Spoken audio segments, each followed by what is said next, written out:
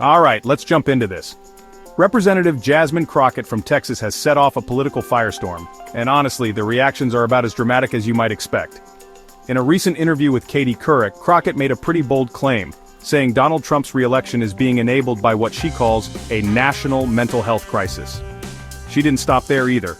Crockett straight up said that anyone who supports Trump is also sick. Yeah, those words traveled fast. So how did the White House respond?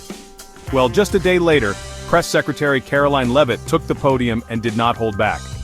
She called Crockett's comments incredibly derogatory, and pointed out that labeling nearly 80 million Americans as mentally ill is, in her words, insulting. Leavitt went on to suggest that maybe Crockett should actually attend a Trump rally herself to see the so-called hard-working patriots who make up Trump's base. She listed business owners, law enforcement, nurses, teachers, basically a cross-section of middle America. Her argument? That these people aren't sick. They're Americans participating in democracy. And Leavitt wasn't done. She threw in a political jab, hoping Crockett remains a rising star in the Democratic Party. At least, she added, for the benefit of Republicans. Ouch. She even pointed out that Crockett's own electoral victories don't come close to the numbers Trump pulled in nationally.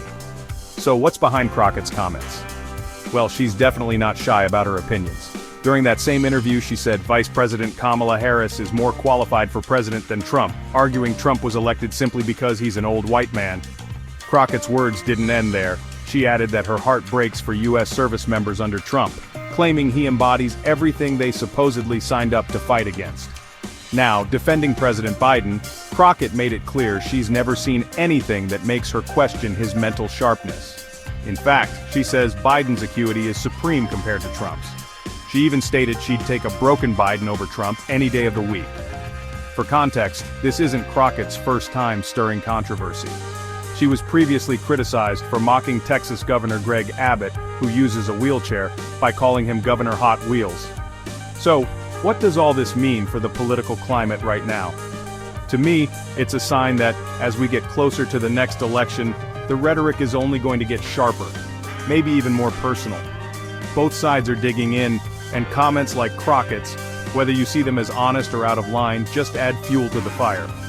And the White House's response? That's a clear signal they're not letting any attacks on Trump supporters go unchallenged. At the end of the day, whether you agree with Crockett or think she went way too far, it's clear that American politics isn't slowing down anytime soon. So buckle up.